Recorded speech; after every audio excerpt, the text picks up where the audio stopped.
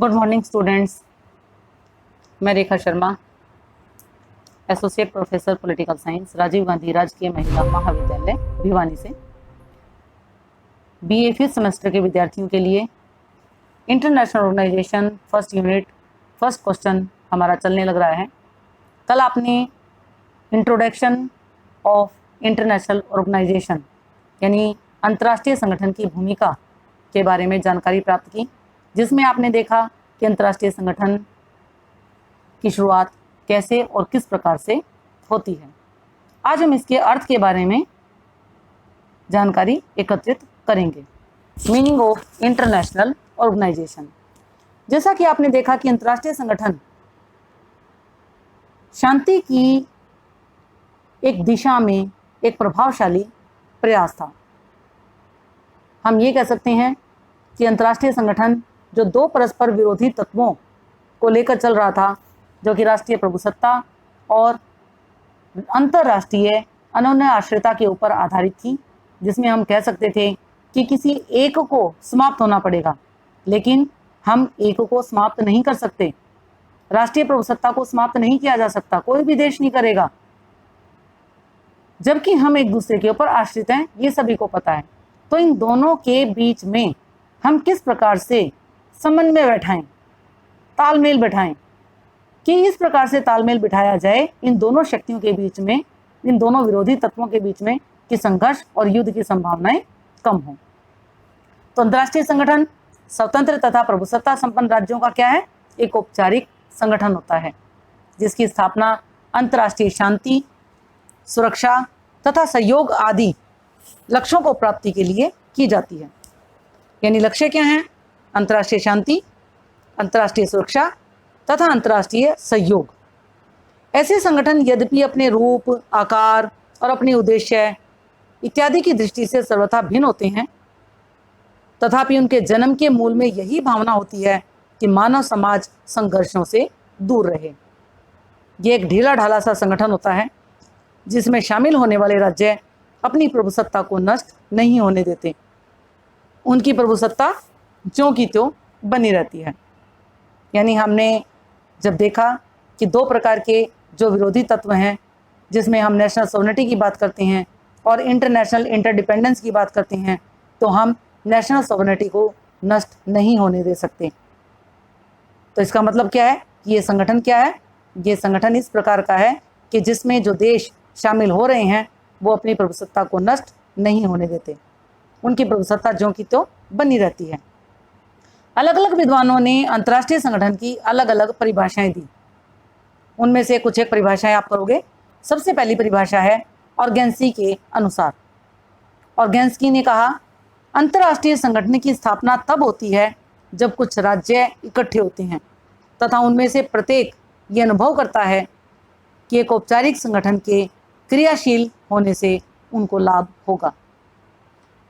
Students, मैंने आपको परिभाषाएं लिखने के बारे में पहले ही बता रखा है कि जब आप परिभाषाएं लिखें, तो जब आप राइटर का नाम लिखते हैं तो आप उसको भी अंडरलाइन करेंगे और उसकी परिभाषा को भी अंडरलाइन करेंगे और इन्वर्टेड कॉमास में लेंगे। तो मैं आपको एक बार उसी तरीके से बोलकर बता देती हूँ जैसे आपने लिखना होता है। ऑर्गेन्स्की के अनुसार, कोमा, इन्वर्टेड कोमा शुरू, अंतर्राष्ट्रीय संगठन की स्थापना तब होती है जब कुछ राज्य इकट्ठे होते हैं तथा उनमें से प्रत्येक ये अनुभव करता है कि एक औपचारिक संगठन के क्रियाशील होने से उनको लाभ होगा, इन्वर्टेड कोमा क्लोज। तो ऑर्गेन्स्की क्या कहता है? ऑर्गेन्स्की ने अंतर्राष्ट्रीय संगठन की क्या परिभाषा दी? वो कहता है कि ये स्थापना तब होती है जब कुछ राज्य एकत्रित होते हैं, और ये राज्य जो एकत्रित होते हैं ये क्या सोचते हैं? ये प्रत्येक राज्य ये अनुभव करता है कि जब वो किसी औपचारिक संगठन में शामिल होगा, क्रियाशील होगा, कुछ इसमें एम्स रखे जाएंगे, उद्देश्य रखे जाएंगे, जो वो चाहता है, जिन उद्देश्यों की पूर्ति वो चाहता है, जिन राष्ट्रीय हितों की वो पूर्ति चाहता है, तो ये हितों की जो पूर्ति है वो हो जाएगी, अर्थात उसे उस संगठन के क्रियाशील होने का लाभ प्राप्त हो जाएगा। तो आपकी समझ में आ गया ये? कि अंतर्राष्ट्रीय संगठन की स्थापना कब होती है? जब कुछ राज्य एकत्रित होते हैं, और जो राज्य एकत्रित होते हैं उनमें से प्रत्येक ये अनुभव करता है कि जब ये औपचारिक संगठन क्रियाशील होगा तो उसको लाभ अवश्य होगा। अब हम चलते हैं दूसरी परिभाषा की तरफ, और वो है चार्ल्स लर्च के शब्दों में। Charles lurch, CHARLES, Charles lurch, LURCH, Charles lurch के शब्दों में, कोमा, इन्वर्टेड कोमा शुरू, कुछ सामान्य उद्देश्यों के लिए संगठित किए गए राष्ट्रों के औपचारिक समूह अंतर्राष्ट्रीय संगठन कहे जा सकते हैं। स्वरूप की भिन्नता के बावजूद उनका उदय समान प्रेरक तत्वों से होता है और उनके दर्शन तथा संगठन में महत्वपूर्ण समानता पाई जाती है। Inverted coma close. अब आप इसको समझें कि चार्ल्स लर्च क्या कहता है। वो कहता है कि कुछ सामान्य उद्देश्यों के लिए कुछ राष्ट्र जो होते हैं वो संगठित हो जाते हैं। इन राष्ट्रों के औपचारिक समूह को ही क्या कहा जाता है? अंतर्राष्ट्रीय संगठन कहा जाता है। जब ये इकट्ठे हो जाते हैं, जब ये एक संगठन का निर्माण कर लेते हैं, कुछ एक सामान्य उद्देश्य रख लिए जाते हैं, तो हम उसको अंतर्राष्ट्रीय संगठन कहते हैं। अब इस अंतर्राष्ट्रीय संगठन का जो स्वरूप है उसकी भिन्नता के बावजूद, क्योंकि अलग अलग राष्ट्र इकट्ठे होंगे, अलग अलग उद्देश्यों की पूर्ति के लिए अलग अलग अंतर्राष्ट्रीय संगठन बनेंगे, तो उनका स्वरूप भी अलग अलग होगा, भिन्न होगा, लेकिन इसके बावजूद जो उनका उदय होता है वो एक समान प्रेरक तत्वों से होता है, और उनका जो दर्शन होता है उस संगठन में जो महत्वपूर्ण समानताएं पाई जाती हैं, क्योंकि हित और उद्देश्य क्या है? युद्धों की समाप्ति, राष्ट्रीय हितों का विकास, नागरिकों का विकास, तो उनका दर्शन, उनका विचार, उनकी सोच पॉजिटिव होती है और वो समान होती है। एक महत्वपूर्ण समानता पाई जाती है उनकी सोच में। तो चार्ल्स लर्च ने क्या कहा कि कुछ सामान्य उद्देश्यों के लिए संगठित किए गए राष्ट्रों के औपचारिक समूह को हम क्या कहते हैं? अंतर्राष्ट्रीय संगठन कहते हैं। स्वरूप की भिन्नता के बावजूद उनका जो उदय होता है वो कुछ एक समान प्रेरक तत्वों से होता है और उनके दर्शन और संगठन में महत्वपूर्ण समानता पाई जाती है। अब हम अगली परिभाषा की बात करते हैं जो कि चीवर तथा हैविलैंड ने दी है। चीवर तथा हैविलैंड के अनुसार, कोमा, इन्वर्टेड कोमा शुरू, अंतर्राष्ट्रीय संगठन राज्यों के मध्य स्थापित वह सरकारी व्यवस्था है जिसकी स्थापना कुछ परस्पर लाभप्रद कार्यों को नियमित बैठकों तथा स्टाफ के जरिए पूरा करने के लिए सामान्यतः एक आधारभूत समझौते द्वारा की जाती है। Inverted coma close. आप इसको दोबारा से देख लें।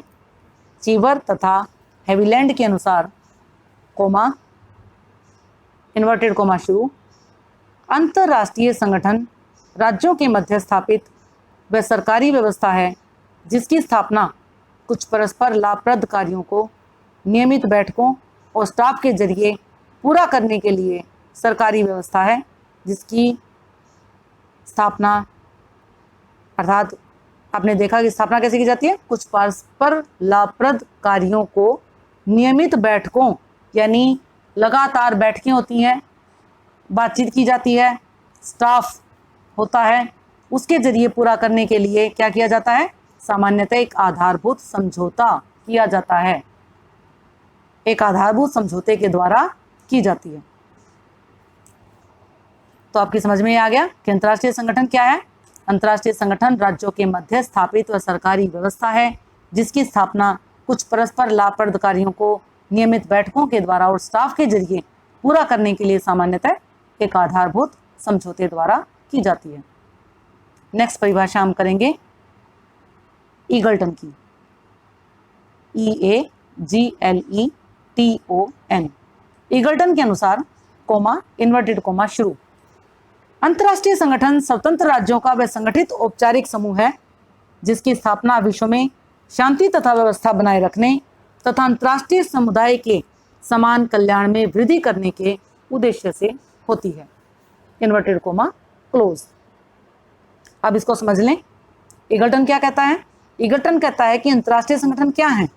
अंतर्राष्ट्रीय संगठन है स्वतंत्र राज्यों का एक संगठित औपचारिक समूह जिसकी स्थापना किसके लिए की गई है?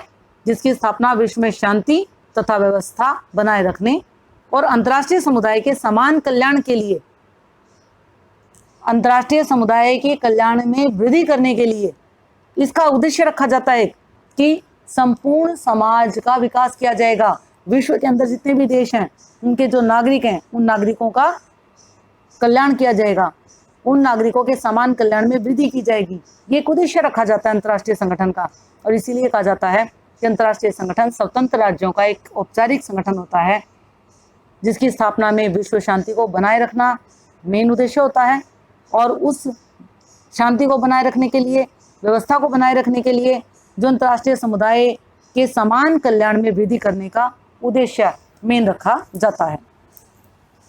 इसके बाद हम लास्ट परिभाषा करेंगे लियोनार्ड की, LEONARD। लियोनार्ड के अनुसार कोमा, इन्वर्टेड कोमा शुरू। अंतर्राष्ट्रीय संगठन अंतर्राष्ट्रीय संबंधों के संचालन के लिए एक विधि है जिसमें सदस्य राष्ट्रों द्वारा स्थायी अभिकरणों को अधिकार एवं दायित्व दिए जाते हैं तथा जिनके माध्यम से उनके राष्ट्रीय हितों की अभिवृद्धि होती है। Inverted coma close. लियोनार्ड क्या कहता है? लियोनार्ड कहता है कि अंतर्राष्ट्रीय संगठन अंतर्राष्ट्रीय संबंधों के संचालन की एक विधि है। जब अंतर्राष्ट्रीय संगठन बनते हैं तो आपस में अंतर्राष्ट्रीय संबंध भी हो जाते हैं, और अंतर्राष्ट्रीय संबंधों को चलाने के लिए एक प्रक्रिया रखी जाती है, जिसमें क्या कहा जाता है कि जिसमें जो सदस्य राष्ट्र होते हैं उनके द्वारा जो स्थायी अभिकरण होते हैं, जो स्पेशलाइज्ड एजेंसीज होती हैं जिनकी हमने पहले बात की थी, उनको अधिकार और दायित्व दिए जाते हैं। उन अधिकारों और दायित्वों के माध्यम से जो ये स्थायी अभिकरण होते हैं ये राष्ट्रीय हितों में वृद्धि करते हैं। तो इस प्रकार से हमने ये देखा कि अंतर्राष्ट्रीय संगठन क्या है। अंतर्राष्ट्रीय संगठन प्रभुसत्ता संपन्न राज्यों का एक ऐसा संगठन है जिसका निर्माण उनकी स्वेच्छा से होता है और जिसका मुख्य उद्देश्य विश्व शांति की स्थापना करना होता है। तो अब आप अच्छे से अंतर्राष्ट्रीय संगठन के अर्थ के बारे में जानकारी आपको हो गई होगी कि अंतर्राष्ट्रीय संगठन क्या होते हैं। अब हम बात करेंगे इसकी मुख्य विशेषताओं के बारे में। अंतर्राष्ट्रीय संगठन की मूल विशेषताएं, मेन फीचर्स और कैरेक्टरिस्टिक्स ऑफ इंटरनेशनल ऑर्गेनाइजेशन। चाहे हम इसे प्रकृति कह सकते हैं, नेचर कह सकते हैं, विशेषताएं कह सकते हैं, एक ही बात है। हमारा टॉपिक था international organisation, meaning and nature. तो मीनिंग हमने कर लिया, अर्थ हमने कर लिया, परिभाषाएं हमने कर ली, और हम बात करेंगे इसकी प्रकृति के बारे में, तो हम इसकी विशेषताएं करेंगे। तो विभिन्न विद्वानों ने अंतर्राष्ट्रीय संगठन की जो परिभाषाएं दी, उन परिभाषाओं से कुछ एक विशेषताएं हमारे सामने उभर कर आती हैं। सबसे पहली विशेषता क्या है? सबसे पहली विशेषता है प्रभुसत्ता संपन्न राज्यों का औपचारिक संगठन। जैसा कि आपने परिभाषाओं में भी देखा कि अंतर्राष्ट्रीय संगठन क्या है। अंतर्राष्ट्रीय संगठन प्रभुसत्ता संपन्न राज्यों द्वारा बनाया गया एक संगठन होता है, और उसका उद्देश्य क्या रखा गया था? विश्व में शांति, सुव्यवस्था बनाए रखना, आर्थिक सुरक्षा को सुनिश्चित करना। अर्थात ये संगठन जो होता है वो औपचारिक होता है और राज्यों के एकीकरण को अभिव्यक्त करता है। दूसरी मुख्य विशेषता, स्थायी अभिकरणों व प्रक्रियाओं द्वारा अंतर्राष्ट्रीय संबंधों का संचालन। अर्थात अंतर्राष्ट्रीय संगठन स्थायी अभिकरणों और प्रक्रियाओं के द्वारा अंतर्राष्ट्रीय संबंधों के संचालन की एक विधि है, एक प्रक्रिया है, एक रीति है, जिसे सदस्य राज्यों द्वारा अंतर्राष्ट्रीय दायित्व सौंपे जाते हैं। इसके बाद तीसरी विशेषता, राष्ट्रीय हितों की वृद्धि के लिए अंतर्राष्ट्रीय क्षेत्र में नीतियों का प्रयोजन। Formulation of policies in the international field for the promotion of national interest. अंतर्राष्ट्रीय संगठन की सहायता से प्रत्येक राज्य अपने राष्ट्रीय हितों की अभिवृद्धि के लिए क्या करता है? अंतर्राष्ट्रीय क्षेत्र में अपनी नीतियों का समर्थन करता है।